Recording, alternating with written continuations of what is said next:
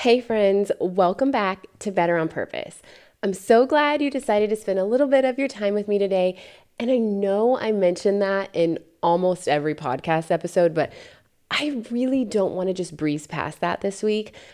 I know you could be doing a lot of things right now. You could be listening to another podcast or some music. You could be choosing to sit in silence, which honestly sounds pretty great to me personally. Maybe you're driving or working out or cleaning your house, maybe getting ready for work or doing one of the million things that already compete for our time and attention every day. And out of all those things, you chose to spend this little pocket of your day here. Even if you're multitasking, you're here. So thank you. And I mean that. Your time is valuable. And I don't take for granted that you chose to share some of it with me today. And actually, that feels especially fitting for this episode because I've been thinking a lot about something that seems really simple on the surface, but I think can have a pretty profound impact on the way we show up for one another. And that's consideration. Being considered is something that personally makes me feel incredibly seen and loved. And I'm not talking about being the center of somebody's attention all the time. I don't mean needing everyone around us to constantly think about us or do things for us every moment of every day.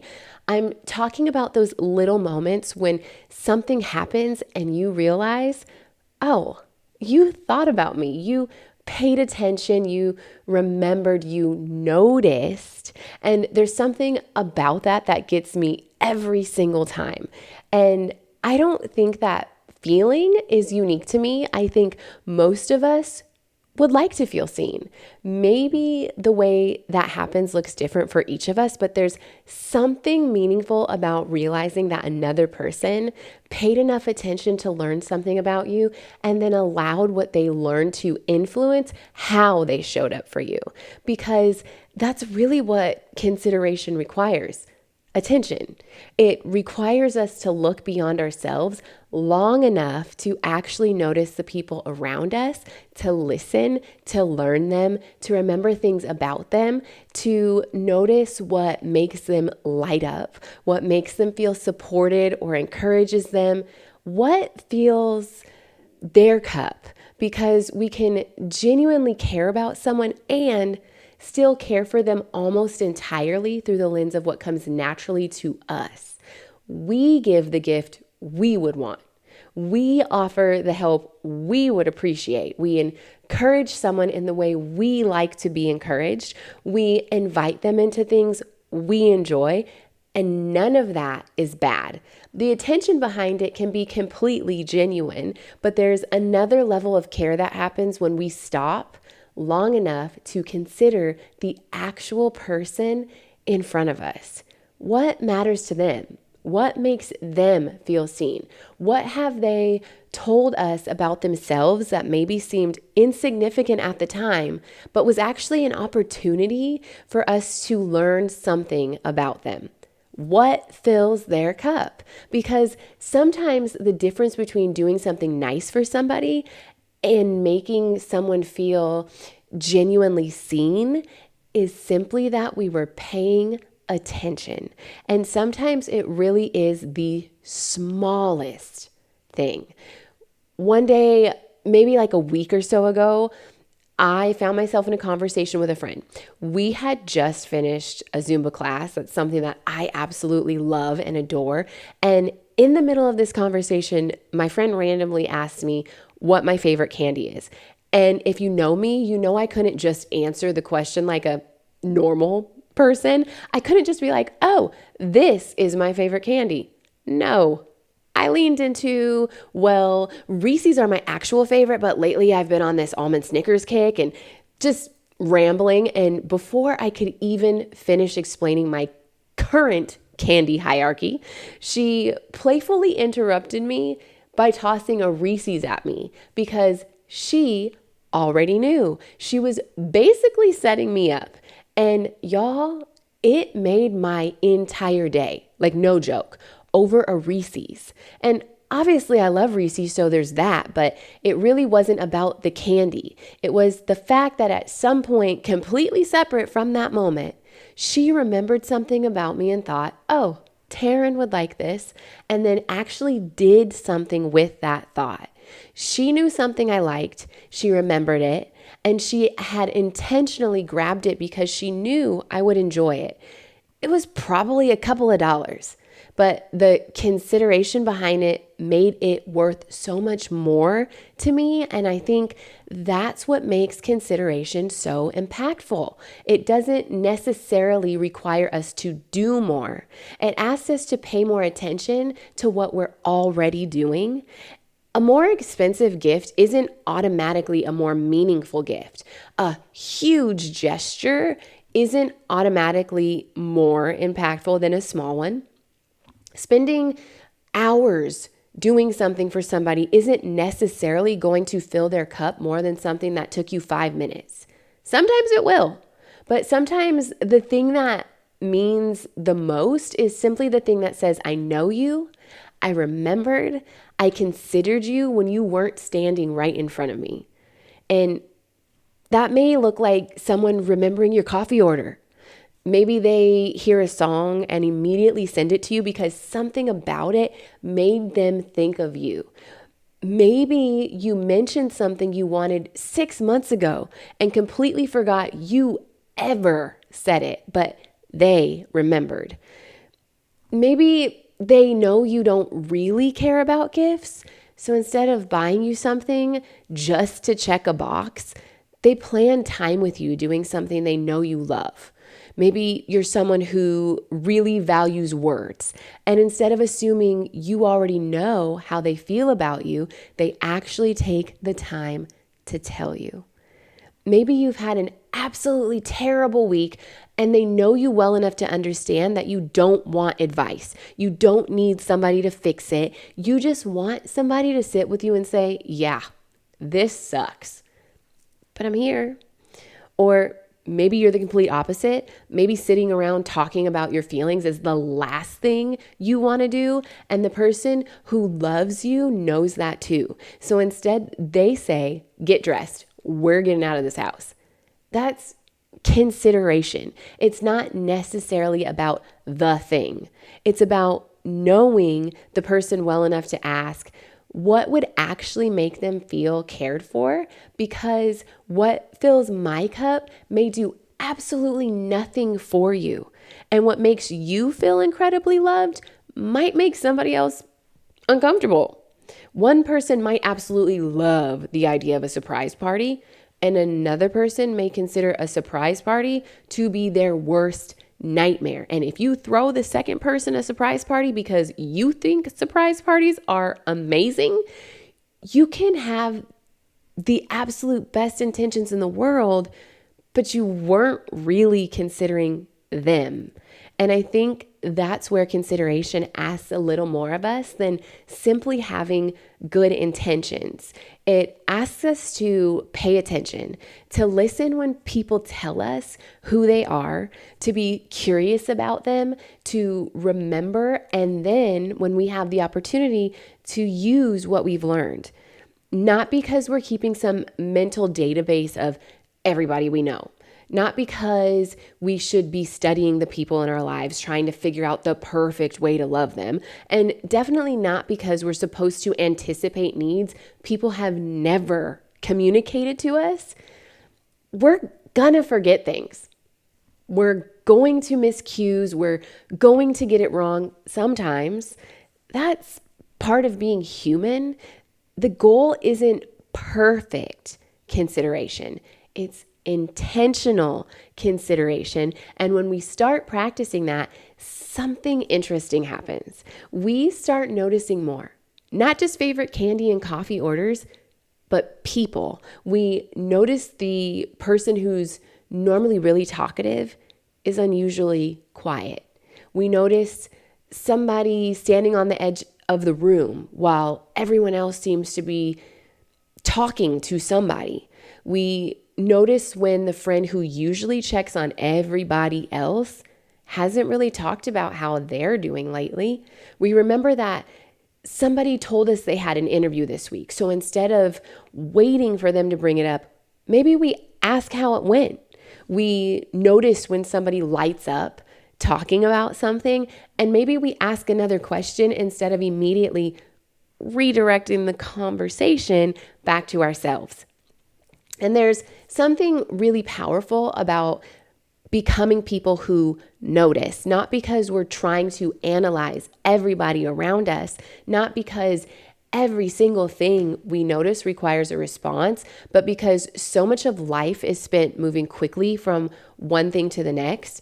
And we're thinking about where we need to be, what we need to accomplish, what we need to pick up, what we need to respond to, maybe what's happening on our phone, what's next.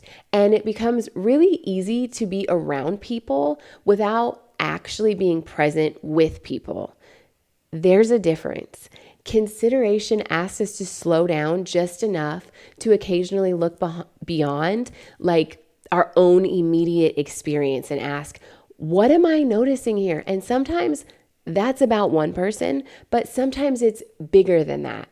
Maybe you spend enough time at your kids' school that you start noticing they're consistently short on certain supplies, or you hear someone mention a need in your neighborhood.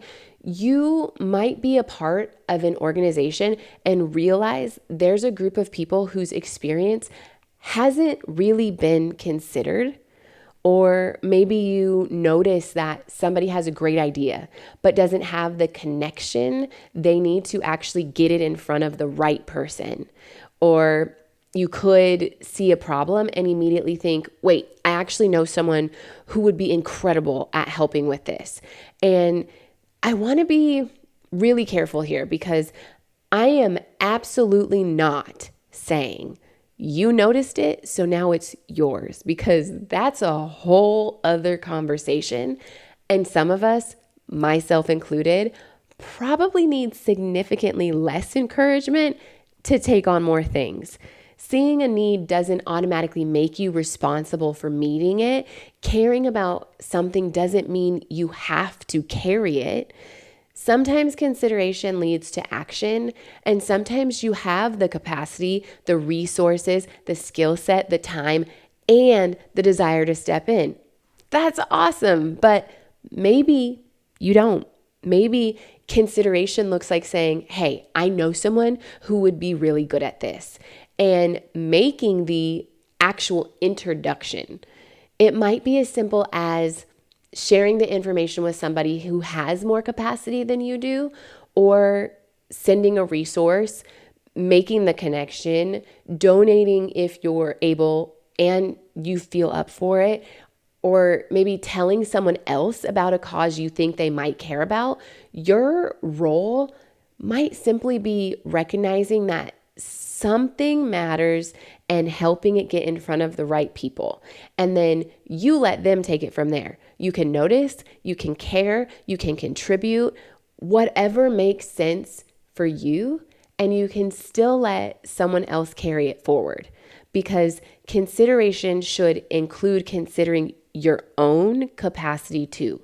Your time matters, your energy matters, your responsibilities matter, and you can care deeply and still have boundaries. Sometimes the most useful thing we can do is recognize a need, help connect it to the right person or resource, and trust that we don't have to be the one to carry it all the way through. That's still impact, that's still community. And maybe healthy community isn't one person noticing everything and then carrying everything. Maybe it's a whole bunch of people paying attention, communicating, connecting, contributing where they can, and making room for somebody else to contribute where they can too. Because the goal isn't to become indispensable. The goal is to become more intentional. But there's another side of all this that I've been thinking about too. While we're walking around noticing other people, we don't always realize that other people are noticing us.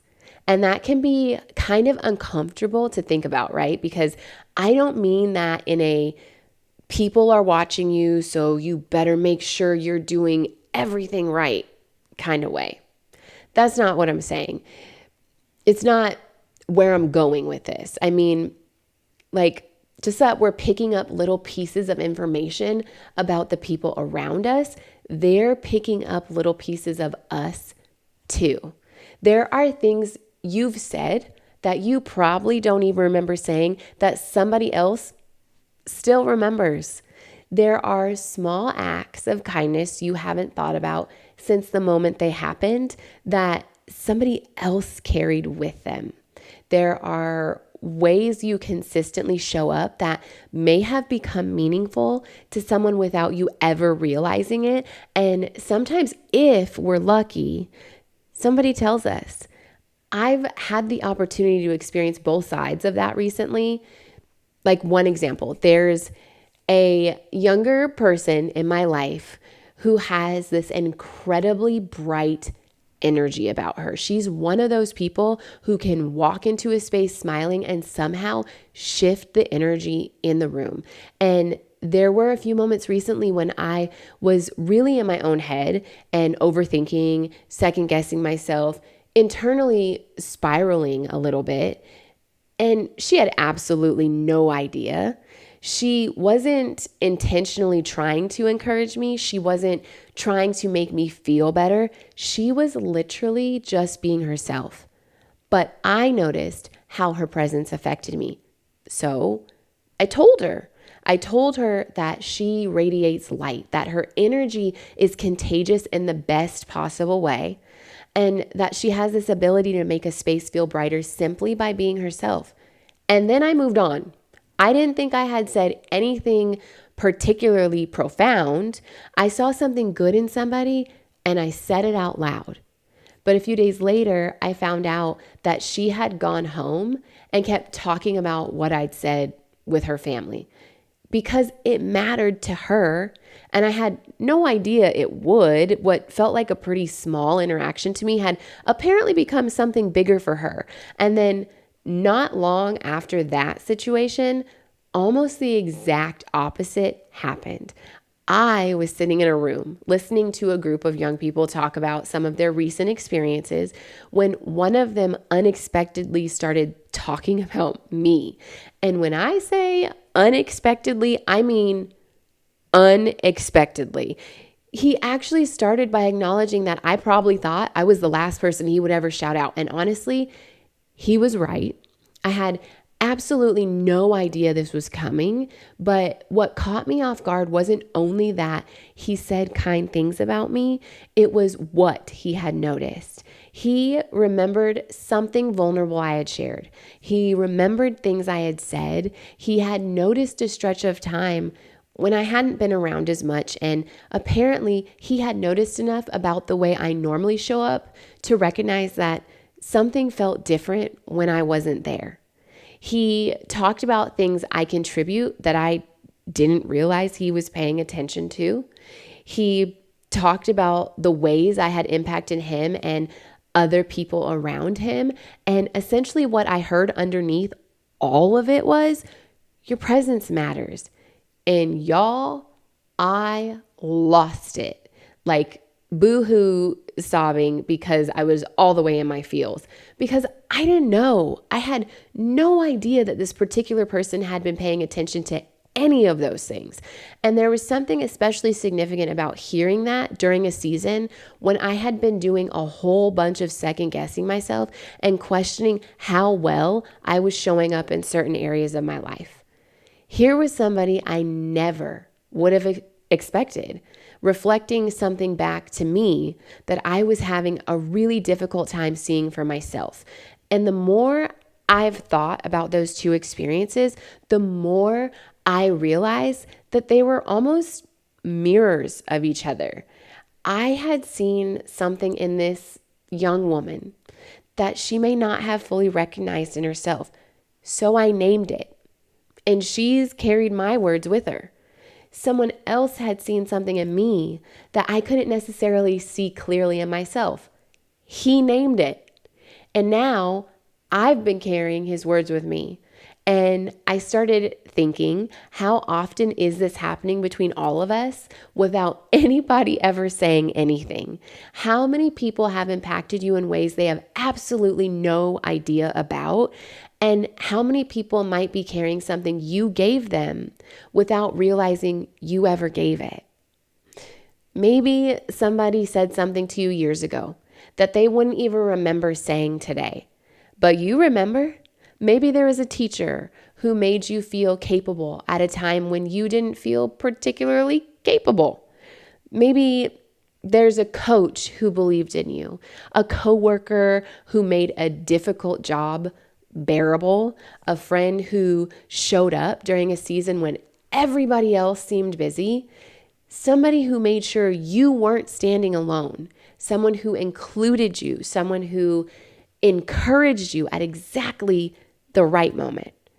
And to them, it may have just been a Tuesday. They may have gone home and never thought about that interaction again, but you carried something from it. And there's something really beautiful about that. There are these little exchanges happening between us all the time. Encouragement, kindness, consistency, belonging, a smile, a conversation, a text, a compliment.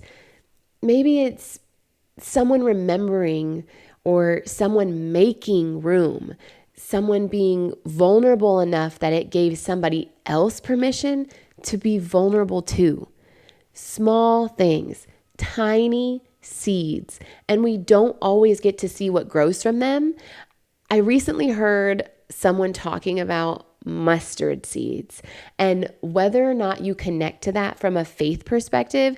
The image itself really stuck with me because a mustard seed is tiny, like tiny, but something incredibly small like that can be planted and eventually grow into something that agriculturally is so much bigger than what it looked like in the beginning. And I think our interactions with people can work like that too. We plant things in one another. Our words can plant things, our actions can plant things, our consistency, our consideration, they can plant things. Or sometimes it's encouragement or confidence or belonging. Sometimes it's simply giving somebody evidence that they were seen. And unfortunately, I think the opposite can be true too. Our words can leave wounds. Carelessness can plant things. The way we treat people can communicate something we never intended to communicate. And I'm not saying that so we all become terrified of human interaction and start analyzing every single sentence that comes out of our mouths. Please don't do that. That sounds absolutely exhausting. We're gonna get things wrong. We're human. But I do think there's value in remembering that the seemingly insignificant ways we show up can sometimes have a much bigger impact than we realize. And that brings me back to consideration. Because when we notice something good in someone, why not tell them? Why do we so often keep the good things we think about people inside our own heads? We'll think, she's so good at making people feel welcome. He's such a good dad. She has no idea how talented she is. I love how excited they get when they talk about that. Or they always make me feel better. Or I really admire the way they handled that. And then we just keep moving. Meanwhile, that person might be standing on the other side of the interaction wondering if anybody notices. So say it. Not because everybody needs constant affirmation, not because we should be walking around complimenting people just for the sake of saying something. But when you genuinely notice something good, let people know they've been noticed, because you have no idea which words somebody might need to borrow from you until they're able to believe for themselves. And I think there's another side of that might be even harder for some of us. When somebody does the same thing for you, can you receive it? Can you let somebody say something good about you without immediately explaining why it isn't entirely true, without minimizing it, without turning it into a joke, without immediately pointing out what you could have done better? I'm asking because I am absolutely guilty of this more often than I'm comfortable admitting. I can tell somebody else all day long what I see in them, but when somebody reflects something positive back to me, my instinct can be to deflect it. And I've been thinking about why that is. I think sometimes we confuse receiving affirmation with arrogance, like accepting what we did as being something like somehow it means we think we're better than everyone else just because we acknowledge we did a good job. Or like noticing that we've had an impact means we're making everything about ourselves, when really that's not always the case. But rather, accepting you matter to me doesn't mean saying I matter more. Those are two completely different statements. Somebody else's value doesn't diminish yours, and your value doesn't diminish theirs. There is room for both, and actually there's room for all of us. And that's where this conversation about consideration has unexpectedly started bumping into another lesson I've been learning lately. The difference between being needed and being meaningful, because those aren't the same thing. A lot of us, especially the helpers, the fixers, the caretakers, the dependable people, we can start confusing the two. Being needed feels measurable. If someone calls you, if someone chooses you, if someone asks for your help, there's a problem and you solve it. There's a gap and you fill it. And somewhere along the way, that can start becoming evidence we use to prove to ourselves that we matter. If they need me, I must be valuable. And what happens when they don't need you? What happens when somebody else is perfectly capable of doing the thing? What happens when somebody else gets chosen? What happens when the responsibility you normally carry gets handed to someone else? What happens when you decide, actually, I don't have the capacity for this right now? Does your value change? Of course not, but I think sometimes it can feel like it does. And this is something I'm actively working on. I still want to make a meaningful impact. I want to use the things I'm good at. I want the people to be better because our paths crossed. I want to contribute to the relationships and communities I'm a part of.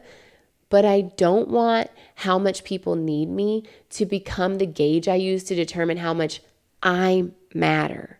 Because there's something really different about someone saying, I need something from you, and someone saying, I noticed you. I thought about you. I appreciate you. I missed you. I'm glad you're here. One is about what you can provide. The other is about your presence. And both can have value, but we need relationships where we know we matter even when we aren't actively producing something or somebody, especially for the people who are usually the ones doing. The person who always checks on everyone else deserves to be checked on too. The person who plans everyone else's celebrations deserves to be celebrated. The strong friend deserves to be asked how they're doing with enough space left for them to actually answer. The person who always shows up deserves to know that their presence is appreciated, not just their usefulness. And maybe some of us need to hear this too. You do not have to make yourself indispensable in order to be meaningful. Other people can be talented too. Other people can help. Other people can be chosen. Other people can carry things you used to carry. You can step back when you need to. You can say no. You can let someone else take the lead. And none of that erases what you bring. Maybe healthy community was never supposed to be one person, that person being needed for everything. Maybe it's all of us bringing what we have, paying attention, considering one another, making room, sharing the load, celebrating what somebody else brings without believing that it somehow takes something away from us, and trusting that the impact we have isn't always something we're going to be able to measure. So, as we wrap up today, I want to leave you with a few things to think about. Who in your life have you been around lately, but maybe you haven't really noticed? What has somebody told you about themselves that you could remember? What fills their cup? Who is usually the one doing the checking in and planning and helping and carrying? What would it look like to consider them this week? And who has impacted you in some small way that they may have absolutely no idea about? Tell them. It doesn't need to be dramatic. You don't have to write an essay, although if you're like me, you might accidentally write one anyway. But tell them, send the text, make the call, buy the Reese's, remember an interview, ask the follow-up question, make the introduction, give the compliment. And if somebody turns around and tells you that you've mattered to them, try not to argue with them. Just receive it, because that's really what I want us to take away from this conversation. Consideration doesn't have to be extravagant. It doesn't require perfection, and it definitely doesn't require us to carry everything we notice. It's simply choosing to pay attention and then being intentional with what we notice. Sometimes that means remembering the little things somebody told you. Sometimes it means recognizing a need and making a connection. Sometimes it means saying the kind thing you were already thinking instead of keeping it in your head. And sometimes it means allowing somebody else to do the same for you. Because we're all leaving little things with each other all the time. A word, a gesture, a moment of encouragement, a reminder that somebody belongs, tiny seeds that we may never actually get to watch grow. So pay attention to the people around you. Consider them. Let them know when you see something good in them. And when somebody lets you know that they see something good in you, let yourself receive that too. You don't have to be needed in order to matter. You don't have to carry everything in order to make an impact. And somebody else shining doesn't make your light any less valuable. There is room for all of us to contribute, to care for one another, to notice one another, and to remind each other every once in a while, I see you, I remembered, I thought about you, you matter to me. Because sometimes something that small can mean so much more than we realize. And at the end of the day, that's what Better on Purpose is really about. Being a little more intentional about how we move through this life and how we show up for the people we get to share it with. Because how you show up matters. Thank you again for choosing to spend some of your time with me today. I hope something in this conversation sticks with you and maybe even makes its way into the way you love on somebody else this week. I'll talk to you next time.